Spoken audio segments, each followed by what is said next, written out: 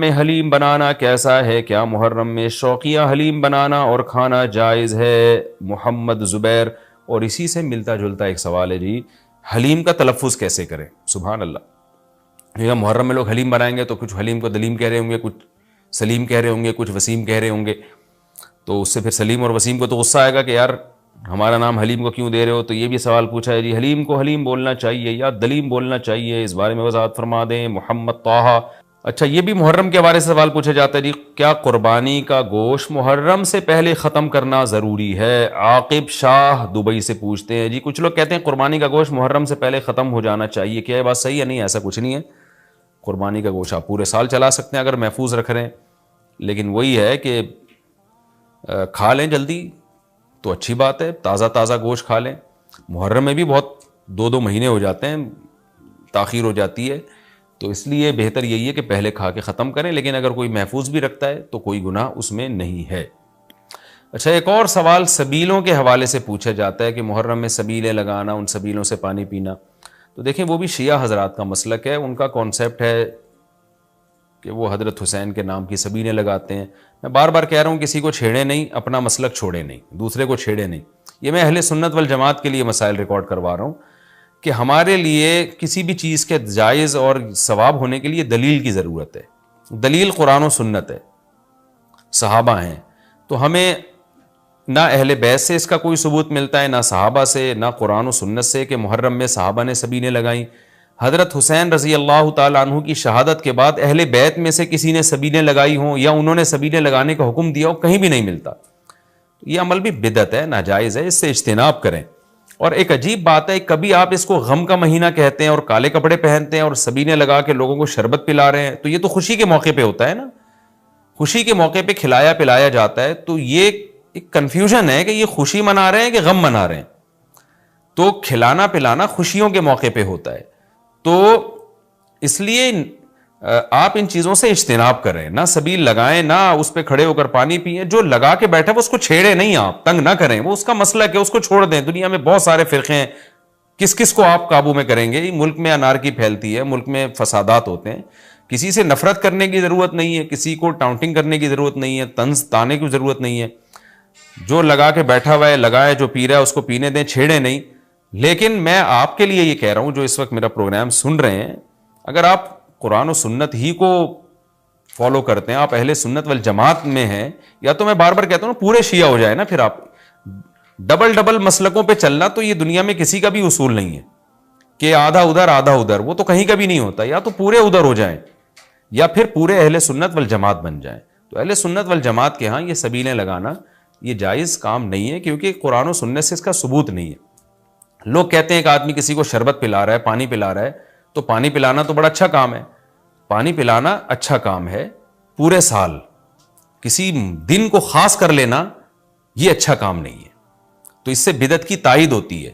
تو اگر کوئی پیاسا آپ کو نظر آتا ہے تو محرم میں ہو تو محرم میں بھی پلائیں، سفر میں ہو تو سفر میں بھی پلائیں، لیکن کوئی پیاسا نہیں ہے تو جیسے آپ پورے سال سبیلیں نہیں لگاتے تو محرم میں بھی نہ لگائیں آپ، کیونکہ اگر آپ پورے سال نہیں لگاتے محرم میں لگا رہے ہیں تو یہ اس کی علامت ہے آپ اس مہینے کو سبیل کے حوالے سے خاص ویلیو دے رہے ہیں، تو اس ویلیو کی آپ کے پاس قرآن و سنت سے دلیل ہونی چاہیے۔ دلیل نہیں ہے تو ہمارے پاس دلیل ہے، نبی صلی اللہ علیہ وسلم نے فرمایا من احدث فی امرنا ھذا ما لیس منہ فہو رد وفی روایت فہو مردود، جو ہمارے دین میں کوئی بھی نئی چیز لے کر آئے گا، نبی نے فرمایا وہ مردود ہے، ہم نہیں اس کو ایکسیپٹ کریں گے۔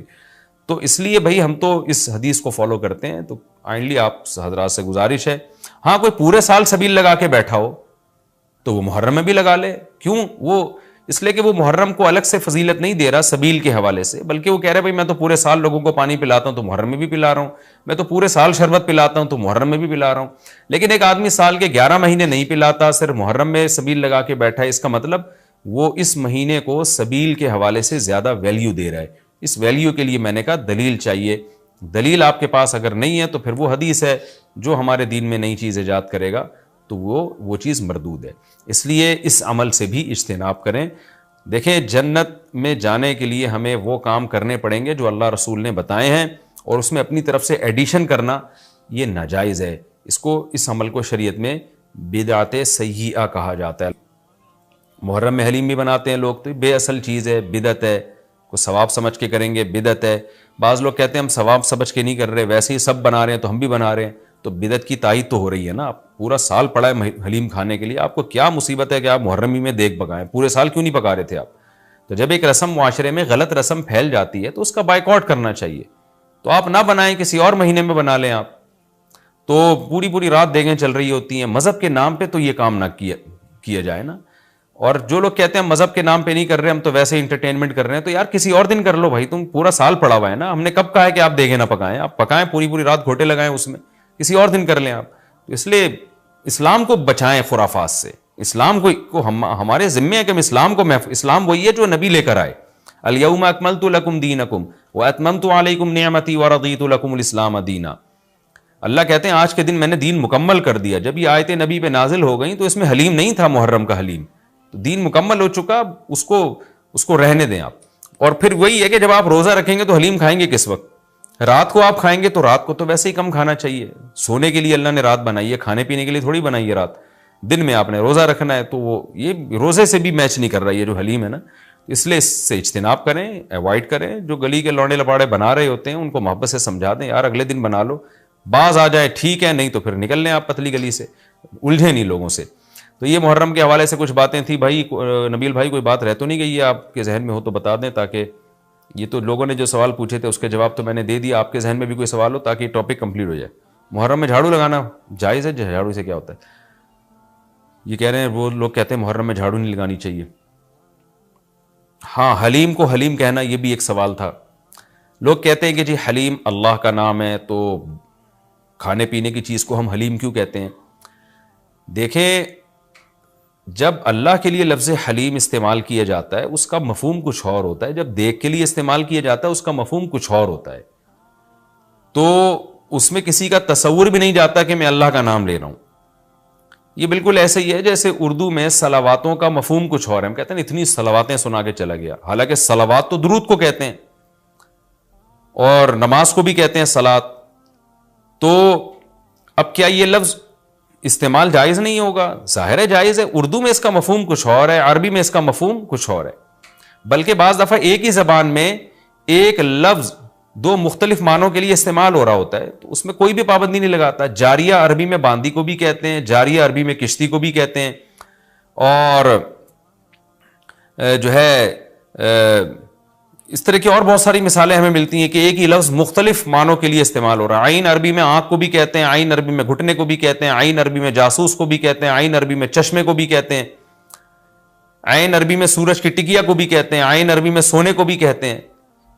تو اس طرح بہت سارے نام مختلف معنوں میں استعمال ہوتے ہیں. موسیٰ کا جو لفظ ہے عربی میں استرے کو کہتے ہیں، بلیڈ جس سے حلق کیا جاتا ہے نا، حاجی لوگ جو سر منڈواتے ہیں اس کو موسیٰ کہتے ہیں. حالانکہ موسیٰ جو ہے حضرت موسیٰ علیہ السلام کا نام بھی ہے. لیکن جو عربی جو جانتا ہے جب وہ بلیڈ کے لیے موسیٰ کا لفظ استعمال کرے گا تو اس کے ذہن میں حضرت موسیٰ کا تصور ہی نہیں ہوگا.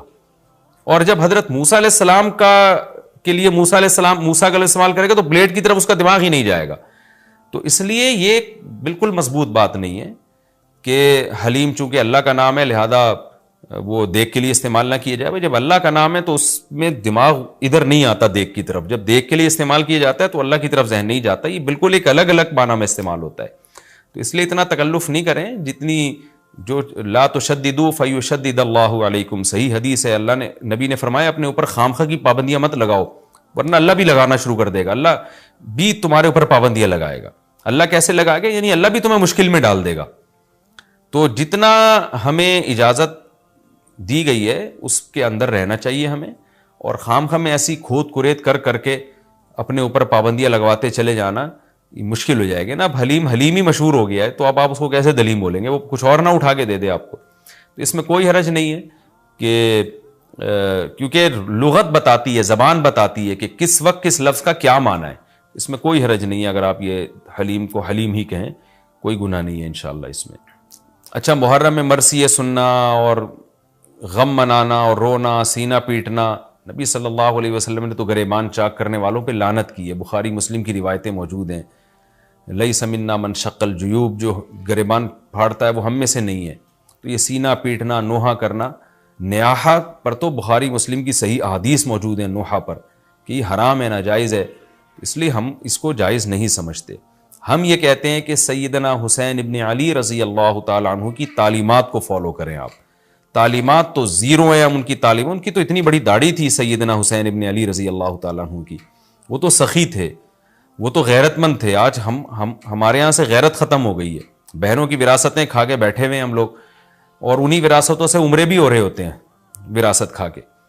تو گھر میں گھر والوں کو ٹائم نہیں دیتے، غربا مساکین کا خیال نہیں ہے، نماز تکبیر اولیٰ کی پابندی نہیں ہے. ان چیزوں کو فوکس کریں. حضرت حسین رضی اللہ تعالیٰ عنہ نے تو کربلا کے میدان میں بھی نماز نہیں چھوڑی، اور آج خواتین شاپنگ کرتی ہیں نمازیں چھوڑ دیتی ہیں، کسی شادی میں جانا ہے بس میں بیٹھے ہوئے نمازیں چھوڑ دیتے ہیں. تو اللہ کا واسطہ تعلیمات کو فالو کریں اہل بیت کی. تعلیمات کو فالو کیے بغیر ہمیں کچھ بھی حاصل نہیں ہوگا. تو وہ کسی شاعر نے بڑی پیاری بات کہی ہے نا، شرط ایماں مصطفیٰ سے والہانہ پیار ہے، پیار لیکن پیروی ہے، پیروی دشوار ہے. مصطفیٰ صلی اللہ علیہ وسلم سے ایمان کی شرط ہے کہ آپ کو نبی سے بے پناہ محبت ہو، لیکن محبت کی دلیل کیا ہے کہ آپ فالو کتنا کرتے ہیں. تو اہل بیت سے محبت یہ ایمان کا حصہ ہے ہمارے. اس محبت کے بغیر آپ جنت میں نہیں جا سکتے. لیکن آپ میں محبت ہے یا نہیں ہے، یہ کالے کپڑوں سے یا سینہ پیٹنے سے پتہ نہیں چلے گا.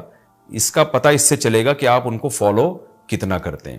تو یہ چند احکامات تھے. لوگوں نے سوال پوچھے تھے مسائل میں، تو میں نے ان کے جوابات دے دیے، اور کچھ مسائل محرم کے حوالے سے اور بھی ہیں، پھر وہ بعد میں یاد آتے ہیں. جانور کے اجزاء میں حلال و حرام. کیا گائے بکرے کے سیری پائے، اوجڑی تھن مغز گردے کپورے زبان، اور مرغی کے پاؤں کھانا جائز ہے؟ کیا یہ کھانا جائز ہے؟ یوسف خان ابو ظہبی سے. کپورے کھانا جائز نہیں ہے، باقی چیزیں کھا سکتے ہیں جو آپ نے اوجڑی، اور اوجڑی کو اچھی طرح صاف کر لیا جائے، تھن مغز گردے زبان مرغی کے پنجے، یہ سب کھانا جائز ہے. البتہ کپورے جو آپ نے جن باتیں پوچھیں ان میں کپورے کھانا جائز نہیں ہے. اس کی وجہ یہ ہے کہ وہ نجاست کا مقر ہے، نجاست اس میں بنتی ہے باقاعدہ، تو اس لیے وہ خبائث میں داخل ہے. سلیم الطبع انسان کو گھن آتی. اسی طرح جانور کے جو ذکر ہے، جو پیشاب گاہ ہے، اس کو بھی کھانا جائز نہیں ہے. باقی اختلافی مسئلہ ہے، اہل حدیث لوگ کہتے ہیں کھانا جائز ہے، فقہ حنفی میں جائز نہیں ہے. تو اختلافی مسائل میں ایک فقہ کو فالو کریں آپ، دوسرے پہ رد نہ کریں آپ. تو امام حنیفہ کے نزدیک کیوں جائز نہیں ہے؟ لوگ پوچھتے ہیں اس کی کیا دلیل ہے، حدیث سے دکھاؤ. تو حدیث سے کھانا بھی ثابت نہیں ہے کسی صحابی نے کبھی کپورے کھائے ہوں، حالانکہ لوگ تو عرب تو گوشت کھایا کرتے تھے. باقی حدیث میں صراحتاً ذکر نہیں ہوتا بہت ساری چیزوں کا. امام حنیفہ نے احتیاط کی بنا پر یہ قول کیا ہے کہ یہ جائز نہیں. وجہ اس کی ہے کہ قرآن جگہ جگہ کہتا ہے کہ تم پر خبیث چیزیں حرام ہیں. تو خبائث میں وہ پیشاب گاہ جو جس کو ذکر کہا جاتا ہے، جس سے پیشاب نکل کے باہر آتا ہے، تو یہ چیزیں انسانوں کے کھانے کی نہیں ہیں. یہ بھی سلیم الطبع لوگ ان سے بھی گھن کھاتے ہیں. اب آپ بتائیں نا، کوئی آپ کو کہے کہ میں بیل کا جو ہے نا، میں نے وہ جو اس کی پیشاب گاہ ہے وہ میں پکا کے لایا ہوں، آپ کہو گے یار کوئی اور چیز نہیں تمہیں ملی پکانے کے لیے، تم کیا پکا کے لے؟ سلیم الطبع انسان جس کی طبیعت میں سلامتی ہو، وہ کہتا ہے یہ ہم اس کو، یعنی کیونکہ نجاست کا مقر ہیں یہ چیزیں، نجاست یہاں بنتی ہے، تیار ہوتی ہے، یہیں رہتی ہے. تو مسانے میں یا اس طرح کی جو چیزیں ہیں ان کے کھانے کو اس لیے ناپسندیدہ قرار دیا گیا، تو مکروہ تحریمی ہے. تو باقی یہ کہ اختلافی چیزوں میں شدت جائز نہیں ہے. آپ فقہ حنفی کو فالو کرتے ہیں تو اس سے بالکل ایوائڈ کریں. اور جو اہل حدیث حضرات کھاتے ہیں تو ان سے بھی میں گزارش کرتا ہوں کہ دیکھیں اختلاف تو آ گیا نا، تو احتیاط کا تقاضا کیا ہے، نہ کھائیں آپ، اور کم چیزیں کھانے کی ان کو فوکس کریں آپ. تو احتیاط والے پہلو پر عمل کرنا چاہیے. یا تو ہوتا نا کہ باقی چیزیں حرام ہو جاتی ہیں، کھانے کو کچھ بچتا ہی نہیں، تو پھر ہم کہتے ہیں چلو یار اب کچھ کھانے کو ہے ہی نہیں. تو احتیاط کے پہلو کو ترجیح دے دیں، اس میں زیادہ بہتر ہے. مرغیوں کی لڑائی کرانا اور تماشا دیکھنا کیسا ہے؟ یہ اچھا ہو گیا سوال پوچھ لیا بھائی. میں بہت دنوں سے سوچ رہا تھا اس میں خود سے کلپ ریکارڈ کرواؤں گا، مجھے یاد نہیں رہتا تھا، لیکن عبد القیوم صاحب نے سندھ سے پوچھ لیا. بڑی نوازش عبد القیوم صاحب.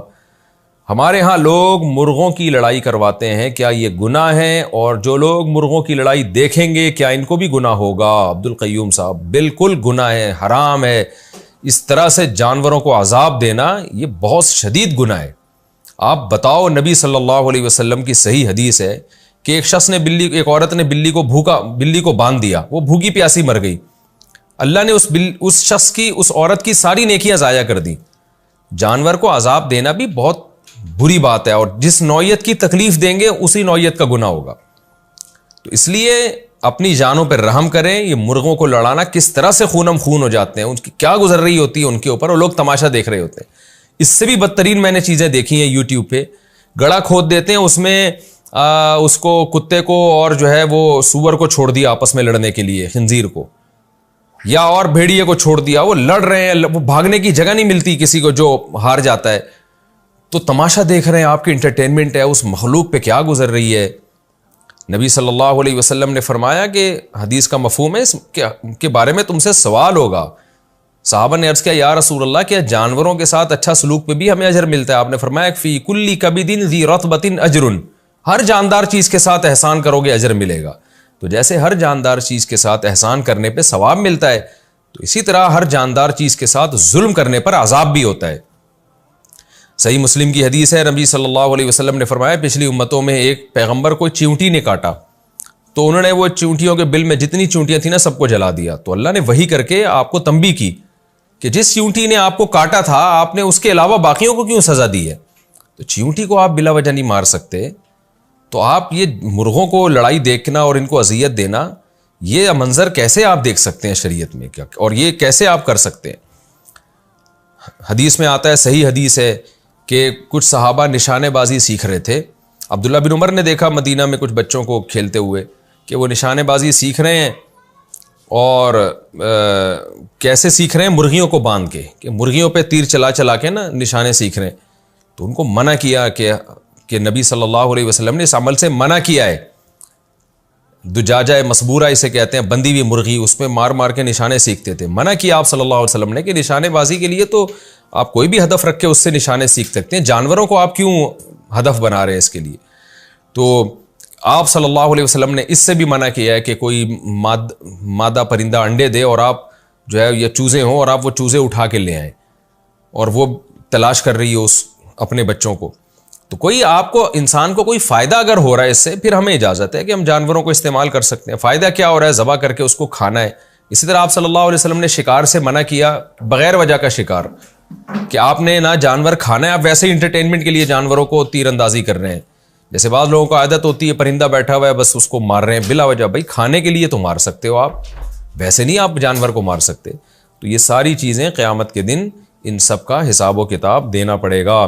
تو اس لیے اس کو ختم کریں. جانوروں کو لڑانے والا جو حساب ہے بہت اذیت ہے. آپ خود سوچیں, اگر آپ کو کوئی اس طرح سے آپ دو بندوں کے ہاتھ میں چھرے دے کے آپ کو گڑھے میں ڈال دے اور بولے لڑو آپس میں, اور وہ تماشا دیکھ رہا ہو, تو آپ پر کیا گزرے گی, یار میں کس مصیبت میں ڈال دیا. تو جانور جو ہے وہ بے زبان تو ہوتا ہے, مگر اللہ کی پکڑ سے, اللہ کے عذاب سے ڈرنا چاہیے. وہ تو اپنی قسم پرسی نہیں بیان کر سکتا, اور آپ تماشے دیکھ رہے ہیں. تو جانوروں کو لڑانا بھی حرام ہے, کبیرہ گناہ ہے.